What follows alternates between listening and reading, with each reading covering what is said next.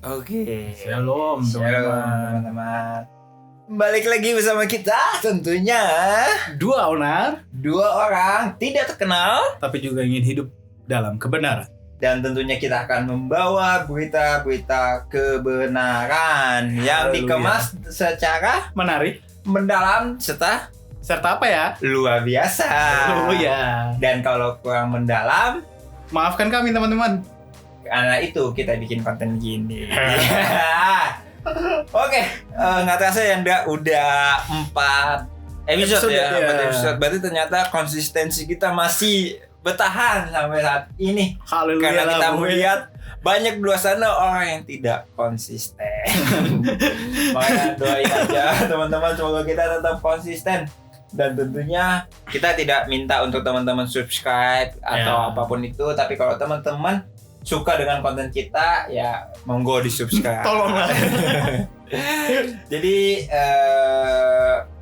kita 4 episode. Ya. Episode pertama kita ngebahas tentang pelayanan. Mungkin kita masih ingat lah ya episode Yes. pertama kita tentang pelayanan. Episode 2 ngebahas tentang Tentang apa?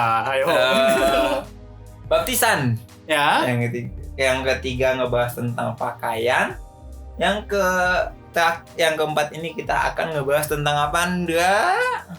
Boleh nggak kita bergereja? Atau harus apa tidak sih kita bergereja? Iya, apakah yang boleh ke gereja hanya orang suci?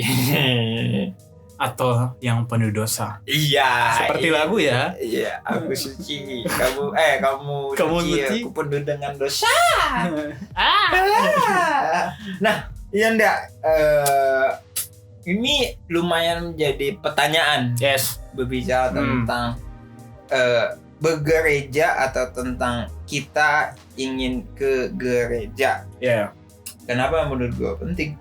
Karena masih jadi pertimbangan apakah yang boleh ke gereja itu hanya orang-orang suci kah? Ya. Atau justru gereja adalah tempat di mana orang berdosa untuk berkumpul atau datang. Yes. Nah, kalau menurut lu gimana nih, Nda?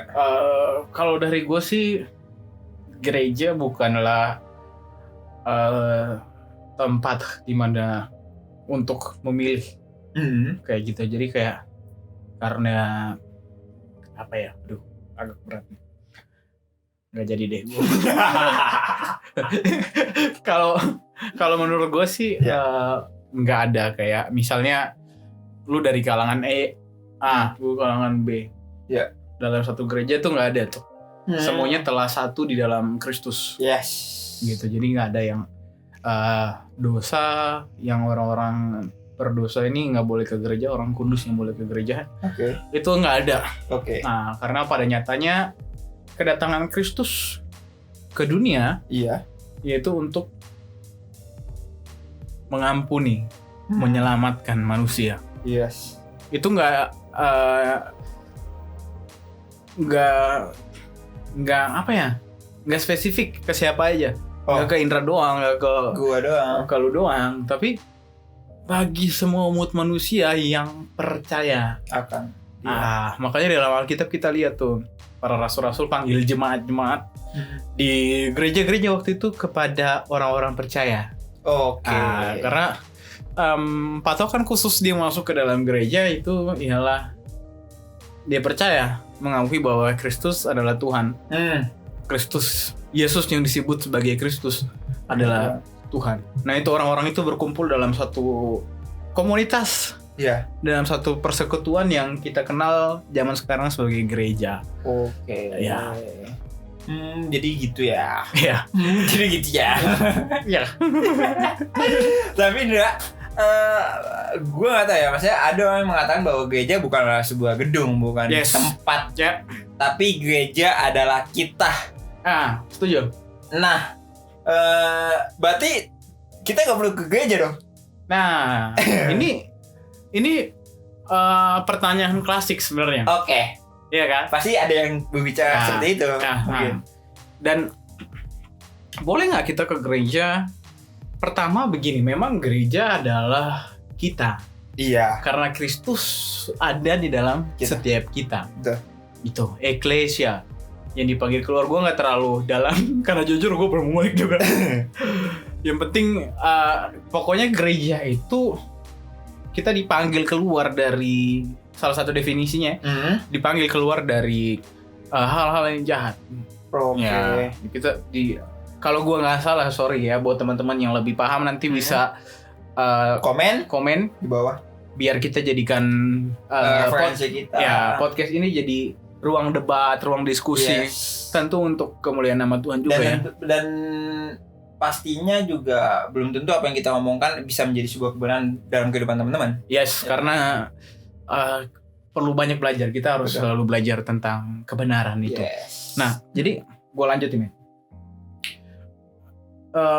Sampai di mana? Yang gereja adalah karena Kristus kita. Ya. Gitu. Tuhan Yesus ngomong ke wanita Samaria. Menarik. Akan ada saatnya bahwa manusia akan menyembah dalam roh dan kebenaran. Gue sempat singgung hal ini di podcast kita pertama. Iya, pelayanan. Nah, kalau kita lihat ke dalam konteks zaman dahulu, kita akan menemukan bahwa orang Samaria itu tuh beda ibadahnya sama orang Yahudi. Oke. Jadi orang Samaria tuh kalau nggak salah mereka bangun tempat peribadatan sendiri untuk menyembah Tuhan yang sama. Iya. Gitu kan. Tapi karena apa, orang Yahudi tuh nggak orang Yahudi sangat keras gitu. Orang yang benar-benar Yahudi yang bisa ibadah di tempat itu. Tabut perjanjian, yang bisa beribadah di apa sih tabut perjanjian tuh barunya? Bait suci. Bait suci, betul sekali. Iya. Cuma orang-orang Yahudi. Gitu. Orang Samaria nggak diperkenankan untuk masuk ke situ. Nah, jadi waktu Yesus datang menjumpai wanita Samaria itu kan dia bilang, kamu orang Yahudi, kenapa di sini? Karena begitu, karena orang Samaria itu golongan kedua dari orang Yahudi. Pokoknya terbelakang, orang Yahudi nggak nganggap mereka.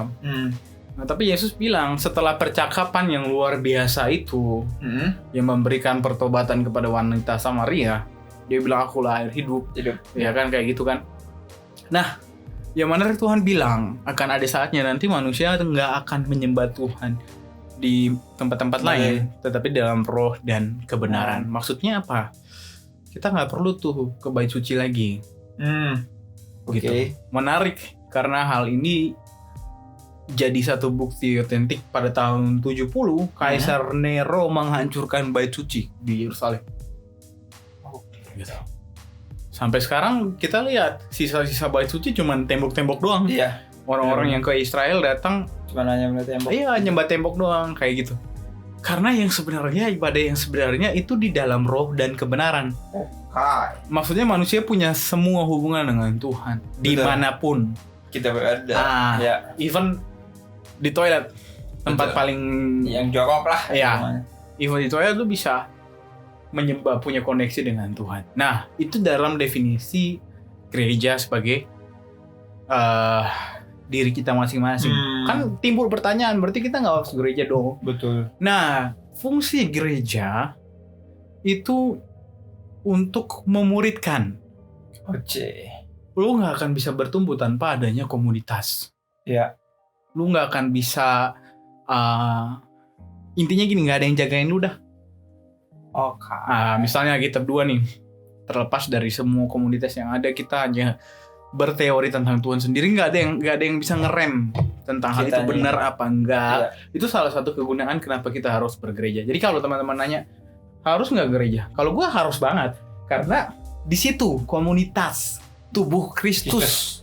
Dalam Korintus dijelaskan tubuh Kristus tuh kan punya guna masing-masing, layaknya sebuah tubuh. Ada punya mata, ada punya ini, punya kaki, pokoknya saling membahu-bahu untuk jadi satu kesatuan. Dan itu juga jemaat kita di dalam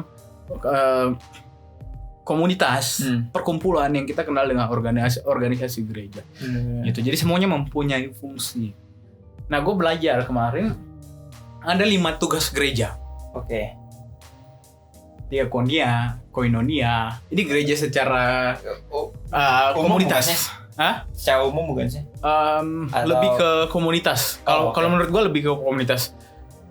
Tapi bisa ke umum juga nanti. Iya. Koinonia, diakonia. Pokoknya ada 5 tuh, kerikmah. tujuannya cuma 2 men. Apa tuh? Yang gue simpulin ya dari itu. Pertama, lu dimuridkan di dalam satu komunitas. Iya. Ketika lu siap, lu keluar Oh. pelayanan. Diutus. Ya, lu bermisi. Nah, itu tuh gereja sebagai pusat pelatihan, konservatif dan lain sebagainya. Konservatif apa sih? Gue sosok pintar. Boleh dicari aja di Google. Gua nggak tahu. Pokoknya gitu. Iya. Nah. Oh. Ya. Karena iya sih, maksudnya sekarang aja buktinya ada gereja aja ada di mall gitu kan. Ya. Ada di rumah juga. Makanya karena kan ya mungkin kalau ditanya harus ke gereja kah atau enggak, Ya. kalau dari gue pribadi ya seharusnya kita ke gereja Wajib. karena ya tadi sempat dibilang bahwa ya seharusnya itu kan gereja menjadi sebuah Ya. komunitas di mana tempat berkumpulnya mungkin bisa bilang tempat berkumpulnya orang benar, dan nggak hanya orang benar saja, Yes. tapi orang yang benar-benar ingin bertumbuh untuk menjadi serupa Seperti Kristus. seperti Kristus. Karena Betul. ya simpelnya lah, kita nggak mungkin bisa berdiri dengan sendiri. Ya. Kita pasti membutuhkan komunitas, kita membutuhkan satu sama lain, orang Yes. lain untuk biar kita bisa bertumbuh bareng-bareng gitu kan. Iya, iya. Ya simpelnya ya gereja bisa menjadi tempat di mana kita diluruskan, ya nggak sih? Ya. Karena kalau kita nggak berkomunitas, kita tidak ke gereja, Yes. gue ngerasa bahwa ya ketika kita punya pertanyaan, kita hanya menyimpulkan dengan diri kita sendiri Ya. gitu kan, tanpa kita menanyakan kepada orang lain, dan akhirnya ya kehidupan kita hanya akan di situ doang nih, nggak naik ke step Yes. level selanjutnya gitu kan. Ya. Karena nah cuman ini sayangkan mungkin kenapa beberapa orang merasa bahwa kayaknya gue nggak perlu ke gereja, mungkin karena dia ada luka kali ya. Ya. Ada luka dengan Kecewa dengan gembalanya, dengan mentornya, atau mungkin dengan orang-orang yang berada di situ. berada di situ. Ya. Itu makanya sebenarnya kalau menurut gue pribadi, seharusnya gereja adalah tempat paling aman atau tempat di mana untuk orang-orang yang sakit hati bisa dilayani menurut gue ya. Ya. Karena gue aja jujur gue punya stigma dulu ya. Gue kayaknya nggak perlu ke gereja deh. Yes. Kenapa gue bilang seperti itu? Karena gue ngerasa bahwa hidup gue nggak sempurna gitu. Gue masih jatuh dalam dosa. Gue masih nggak begitu suci-suci amat. Jadi gue nggak perlu ke gereja. Ya. Gue punya pemikiran kayak itu. Tapi ternyata semenjak gue lahir baru, semenjak gue bertobat, gue ngerasa wah ternyata gue perlu satu komunitas. Ya. Gue butuh gereja supaya iman gue bisa bertumbuh, dan ketika walaupun gue jatuh ke dalam dosa, gue tahu gue harus lari kemana gitu. Ya.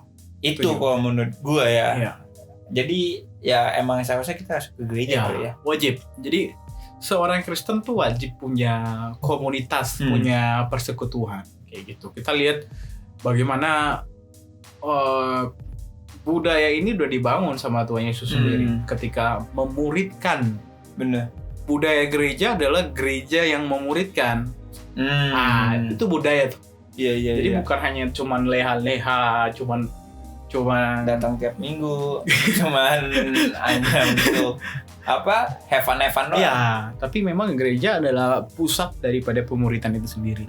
Makanya yang gue bilang dari tadi itu di awal, 5 tugas gereja yang gue bagi jadi 2. Iya. Intinya lu dipenuhin di dalam gereja supaya lu waktu penuh lu keluar jangkau orang lain. Yes. Gitu. Jadi gereja yang sebagai komunitas, sebagai itu memperlengkapi engkau lagi, aduh haleluya teman-teman. Kita memperlengkapi kita, dan akhirnya ketika kita keluar kita bisa meneruskan. Ya. Amanat agung. Pergilah, jadikanlah semua bangsa muridku dan baptislah dan ajar. Oh, gue pakai ayat ini terus di setiap podcast. Karena ini menarik. Amanat agung ini, jadikanlah semua bangsa muridku ini nggak akan terjadi ketika kita belum jadi murid. Iya.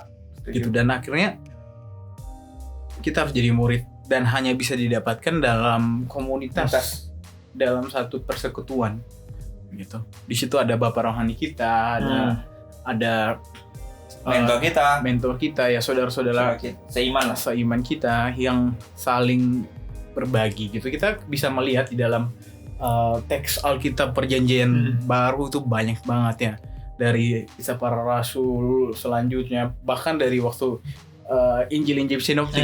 Injil sinoptik itu Injil Matius, Markus, Lukas. Ya.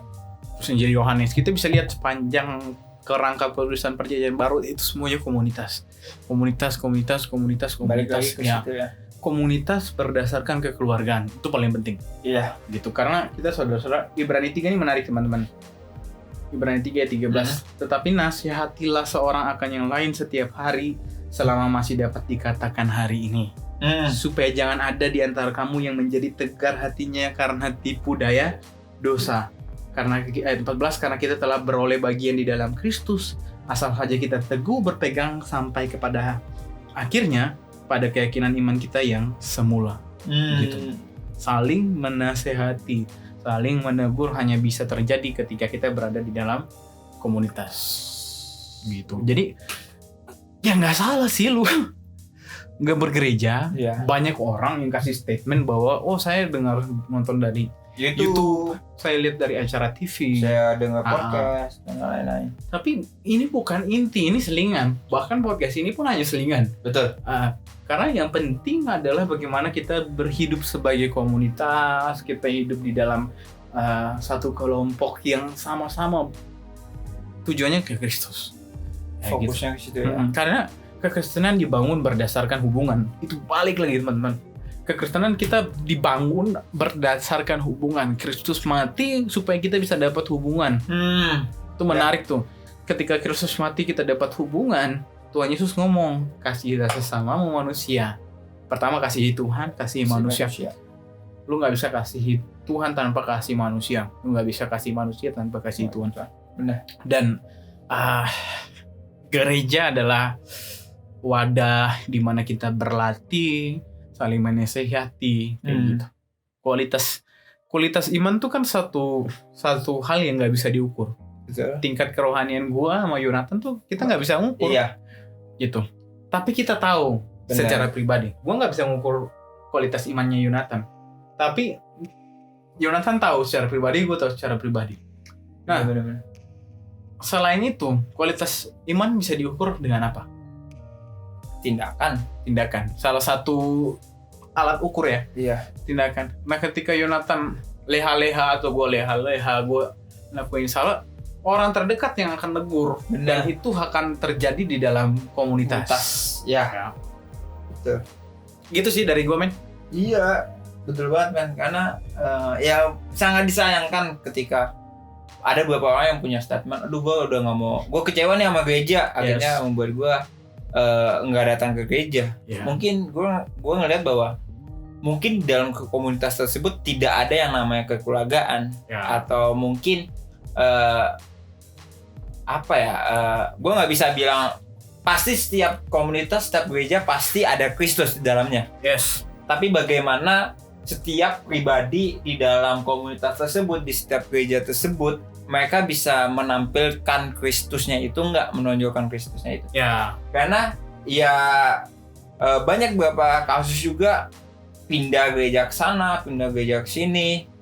Ya ternyata mereka pindah bukan karena, banyak kan orang bilang, wah gue pindah ke sini nih soalnya asik nih. Tapi nggak lama dia pindah lagi. Udah nggak asik. Nah, jadi sebenarnya apakah ada kategori gereja asik atau komunitas asik atau enggak? Tapi kalau yang gue dapat itu bahwa masalah asik atau nggak asik, atau masalah bertumbuh atau nggak bertumbuh itu balik lagi ke diri. Setuju, men. Diri sendiri. Kalau gue kenapa gue berani bilang kayak gitu? Karena mau kita pindah ke komunitas mana, gereja mana, tapi kalau kita masih, mungkin kita punya luka atau kita enggak ngeset hati kita, ya khususnya kalau kita punya luka sama mentor atau gembala kita di tempat sebelumnya, mau pindah kemanapun kita bakal tetap terluka. Cuman bedanya, kalau waktu itu Pastor Rico bilang bahwa masalahnya itu bukan di mana, tapi siapa. Yes. Jadi lu mau pindah dimanapun, tapi lu masih punya luka, Ya. lu pasti bakal terlukai gitu. Ya. Bahkan mungkin dengan cara yang berbeda. Mungkin lu dihianatin gitu. Tapi anggaplah misalnya gue satu komunitas sama Indra gitu. Terus tiba-tiba gue dihianati sama Indra nih gitu kan. Ya. Akhirnya gue cabut dari komunitas gue. Terus akhirnya gue pindah ke salah satu komunitas. Nah, di situ kan gue belum clear sama Indra gitu kan. Akhirnya gue pindah lagi. Dan mungkin gue bisa tersakiti lagi di komunitas gue yang baru. Ya. Tapi mungkin bisa dengan cara yang berbeda gitu kan. Cuman ya balik lagi ke diri kita menurut gue. Tapi kalau dari gue pribadi emang seharusnya diharapkan bahwa kita perlu berkomunitas. Yes. Karena murid-murid Yesus pun juga berkomunitas. Dan mungkin kalau bisa dikasih bahwa justru di dalam sebuah komunitas lah kita akan dibentuk ya Andra ya. Iya. Karena di situ lu bisa disakitin, lu bisa dihargai, lu bisa dibentuk dan bukan berarti ketika ada orang lain atau di komunitas kita ada yang nyakitin kita akhirnya kita cabut. Justru jangan cabut. Justru kita kelarin dan justru ketika ada orang yang menegur kita, seharusnya kita tahu nih. Wah, ternyata dia care sama kita ya. Yes. Karena nggak mungkin lah ketika kita berada di satu komunitas yang dimana komunitasnya itu bisa memunculkan Kristus, mereka akan ngebiarin kita untuk kita mungkin jatuh dalam dosa atau membuat kita jauh dari yang namanya Kristus. Tapi menurut gua komunitas yang baik adalah komunitas yang bisa membawa kita menjadi serupa dan segambar dengan Kristus. Yes. Jadi boleh nggak pindah gereja? Boleh, asalkan gereja itu nggak ngajarin kita tentang Kristus, nggak kasih nilai-nilai kebenaran. Benar. Gitu. Dan gue juga maksudnya gue lumayan banyak ngobrol sama beberapa orang gitu kan. Dan gue juga untuk saat ini pun gue tertanam di 2 gereja, di GPIB dan di gereja gue di Muda saat ini gitu kan. Dan di situ gue ngelihat bahwa ternyata semakin kita bertambah usia, mau nggak mau pemikiran kita akan bertambah juga kan. Dan mungkin gitu ya, kayak simpelnya lah, mungkin gue di gereja gue yang A mungkin masuk nih karena gue masih anak muda gitu kan, yang dimana message-nya tentang anak muda lah. Tapi ketika gue udah di usia 30-an mungkin atau usia 40-an, mungkin gue bakal pindah ke gereja lain dengan maksud yaitu gue udah nggak bisa nih. Si message-nya ini gue udah gak masuk. Mungkin di usia 30-an atau usia 40-an gue butuh tentang gimana nih membangun hubungan keluarga, bagaimana tentang kita bisa berdampak di dalam dunia kerja. Mungkin di gereja gue yang sebelumnya karena segmennya mereka tidak bisa menjangkau gue, ya mau gak mau gue coba pindah ke yang lain. Tapi bukan berarti gue langsung pindah aja, tapi diobrolin baik-baik gitu kan. Ya simpel lah, gak mungkin kan. Misalnya gue saat ini di Jakarta, terus tiba-tiba bulan depan gue diutus nih untuk gue kerja misalnya di Semarang. Apa iya gue tiap minggu harus balik lagi ke Jakarta untuk gue beribadah? Yes. Gitu. Ya memang ada hal-hal khusus ya, kasuistik gitu yang mengharuskan kita untuk pindah gereja. Benar. Tapi memang pertumbuhan iman itu balik lagi sebenarnya itu adalah diri masing-masing. Betul.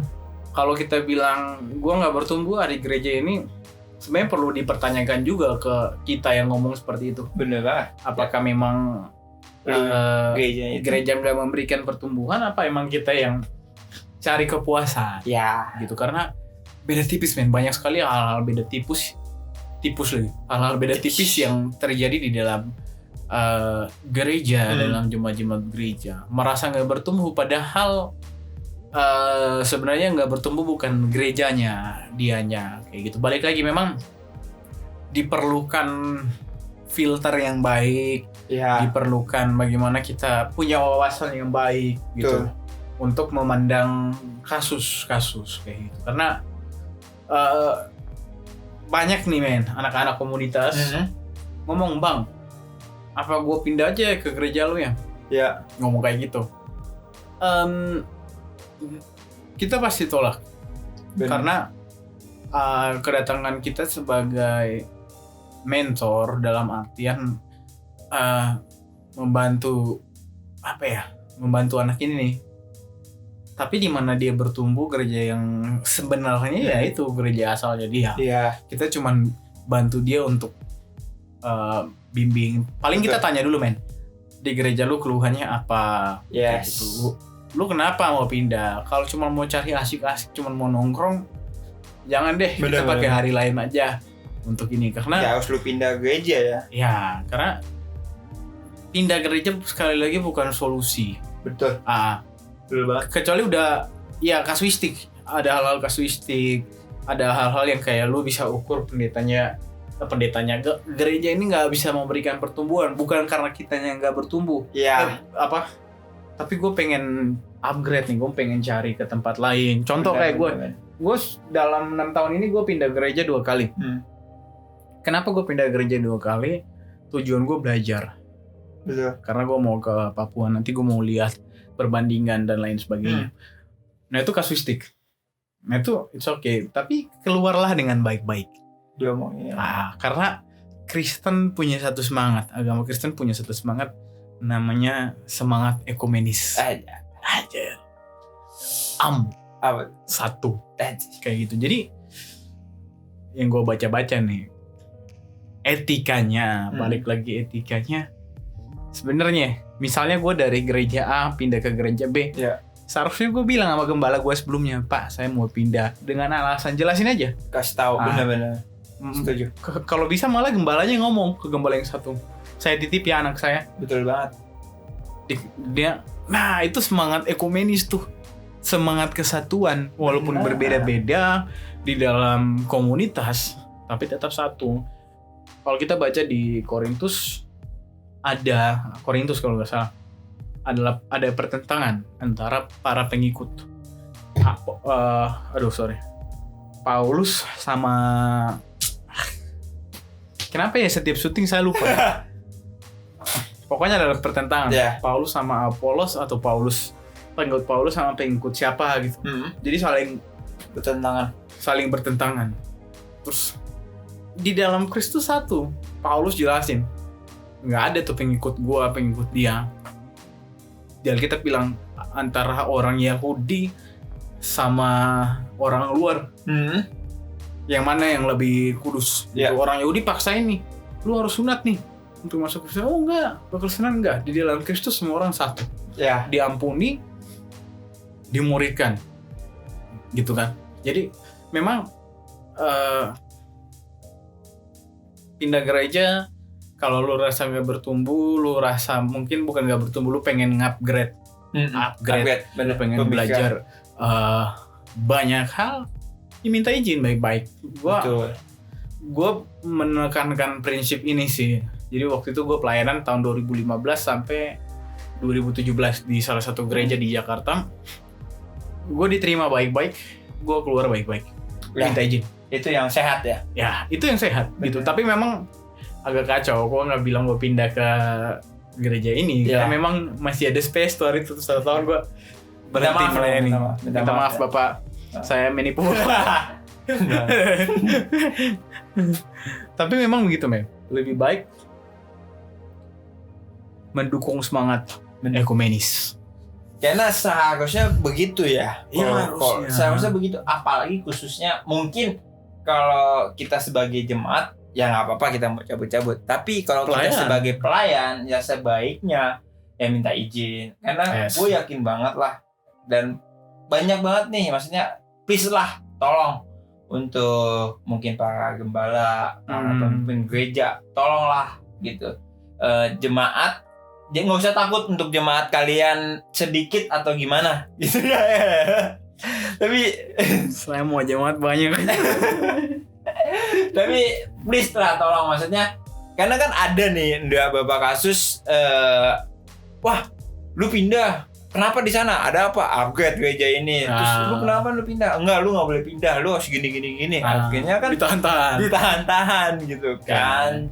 Jujur lah, maksudnya ya setiap orang pasti punya pertumbuhannya Yes, masing-masing setuju. gitu kan.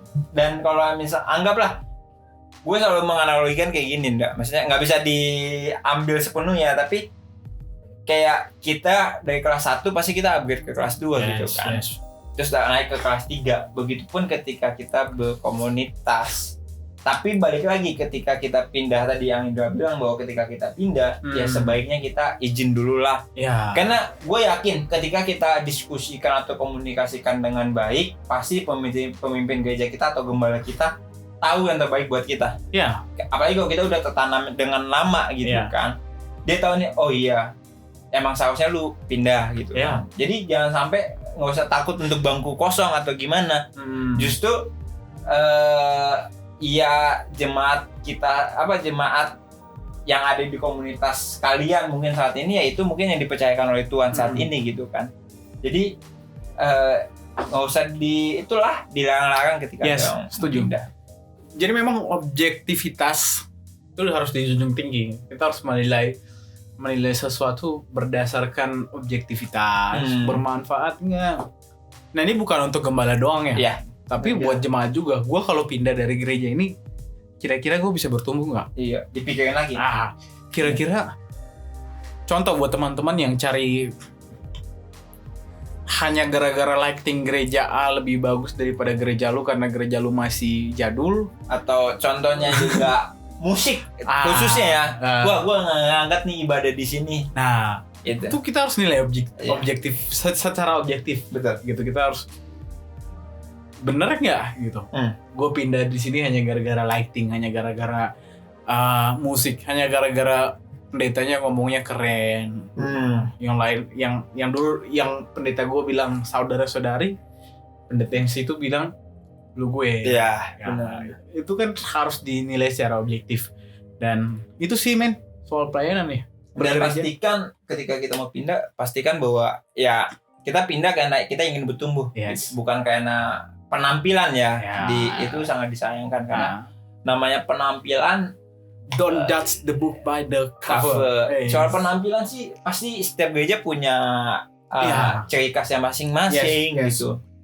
Jadi ya mungkin gua pribadi, misalnya buat teman-teman yang mungkin saat ini lagi nonton pengen ada niatan pengen pindah, tapi tolonglah dipikirkan baik-baik gitu kan. Karena ya simpelnya kayak tadi, misalnya masalah musik nih nggak ngangkat.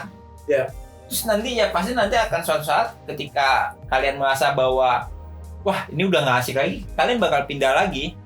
Gitu kan. Jadi toh juga sebenarnya kita masih bisa datang ke gereja itu ya, tanpa kita harus tertanam. Makanya sama ada beberapa teman gue, gue pengen deh pelayanan di gereja lu, kayaknya keren nih, kayaknya asik nih gitu, kayaknya gue masuk banget nih gitu kan.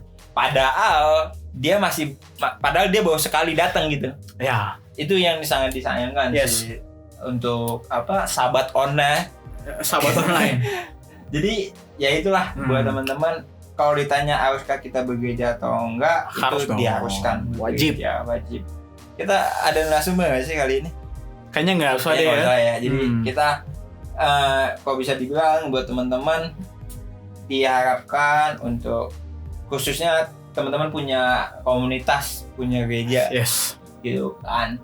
Dan apalagi kalau kalian pengen ngambil pelayanan di dalam sebuah gereja, itu sangat bagus. Wajib. Bagus banget. Tapi tetap ditekankan kenapa kalian ambil bagian di dalam gereja itu sih. Objektivitas di atas segalanya. Haleluya. Tapi tidak melebihi firman Tuhan. Tidak melebihi semuanya. Itu pokoknya kita harus ngelihat dari banyak sudut pandang berkaitan dengan pelayanan. Benar banget sih. Jadi gimana? Kata terakhir nggak usah kalau gue ya. Gue tadi mau ngomong nggak usah. Mungkin gue mau tekanin bahwa jangan pindah-pindah. Jangan pindah-pindah. Pokoknya kurang lebih kayak gini. Kalian mau gereja di mana? Mau di mall kah, mau di rumah kah? Pokoknya dimanapun kalian ingin tertanam atau kalian ingin bergereja, pastikan emang kalian ingin bertumbuh. Bukan karena kalian ingin ini gereja asik, Yes. ini gereja kayaknya bisa ngejangkau gue atau apa. Pokoknya yang penting kalian ingin tertanam karena kalian ingin bertumbuh Yes. menjadi serupa dengan Kristus. Amin. Bukan karena gue masuk nih sama teman-teman gue di gereja ini. Yes. Tapi memang ketika kalian gereja ya fokusnya hanya Kristus dan fokusnya hanya untuk bertumbuh dan serupa dengan Kristus. Haleluya. Kalau gue gitu men. Kalau gue sih emang mirip-mirip ya, serupa tapi tak sama Iya. mungkin. Gereja tuh bukan untuk kita dipuaskan. Ya. Tapi gereja adalah sarana bagaimana kita dididik. Tentu dididik nggak enak. Betul. Tentu mendapat tempahan gitu kan. Kita tuh kan besi menajamkan besi, manusia menajamkan sesamanya, dan itu paling sering terjadi di gereja. Ya. Lu lihat mentor lu, sorry gue pakai katanya, lu lihat mentor lu kayak bangsat gitu. Respon lu kayak gimana? Kayak ya itu yang sering terjadi. Lu lihat teman lu yang baru kesaksian kemarin lakuin ini, bahkan mungkin kita pun nggak menyadari ya. Iya. Kita baru kesaksian, kita baru Tiba-tiba cerita kita tentang ini, tiba-tiba. Nah, jadi memang itulah proses kita untuk ditempa, untuk ditajamkan sebagai manusia yang menuju kepada kesempurnaan. Jadi memang gereja bukan tempat untuk kepuasan. Kalau puas sih nonton, sana main game, sana liburan. Kalau mau cari kepuasan, karena gereja nggak pernah berbicara mengenai kepuasan jasmani. Betul. Tapi bagaimana kita dididik jadi manusia-manusia seperti Kristus.